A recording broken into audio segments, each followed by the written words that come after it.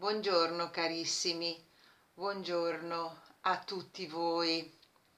Ci troviamo alla fine del mese di luglio, è il 30 di luglio e tra pochi giorni entriamo nel mese di agosto, che è il mese classico tipico delle ferie e tutti andiamo in ferie, compresa me.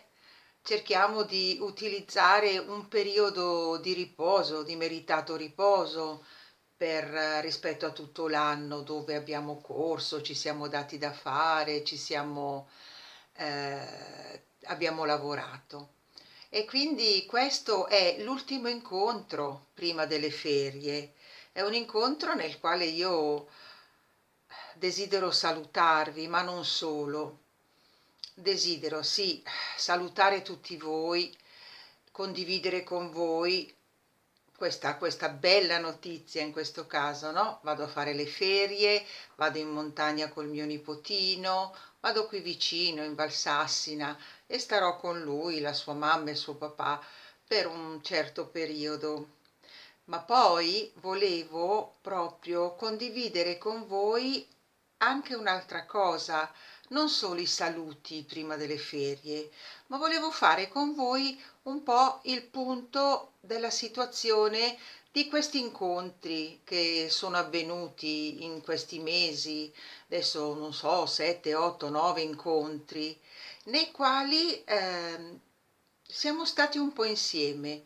Quindi la cosa bella che io ho ricevuto da questi incontri è, primo, che sono stata con voi a cui voglio molto bene e so che voi me ne volete, a voi che conosco e a voi che non conosco.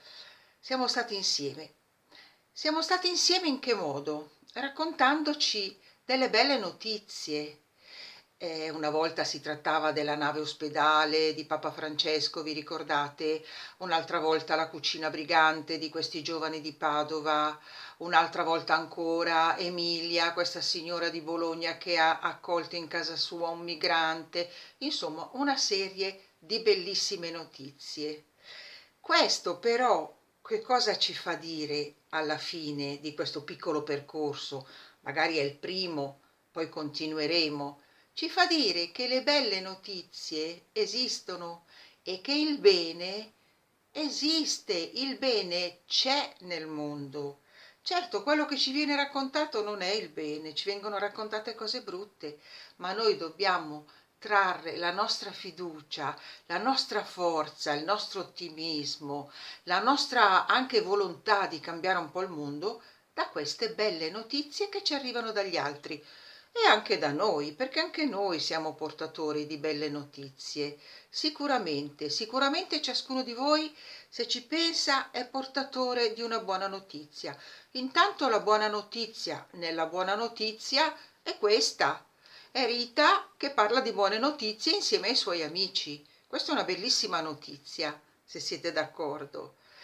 E questo appunto proprio per comunicarci il bene che esiste, per non lasciarci andare in, non dico in depressione, ma questa specie di pessimismo che prende un po' tutti. No, no, non è vero, non è vero, dobbiamo essere fiduciosi e abbiamo tutti i motivi per esserlo. E niente che dirvi, io vi saluto caramente. Faremo questo breve periodo di pausa, breve, sì, un mesetto. A settembre non so come sono messa, ma desidero di poter continuare con voi e auguro a tutti voi un periodo di riposo, un periodo di riflessione, un periodo, anche se non vi spostate da casa, un bel libro, una bella chiacchierata con le amiche, degli incontri piacevoli. Ecco, io vi lascio con questo augurio, con l'augurio di trascorrere questo mese con tanta pace, tanta serenità e in compagnia di persone belle e di notizie belle. Vi voglio bene, vi porto con me, vi penso, vi faccio tanti tanti tanti auguri di buon riposo, di buone ferie.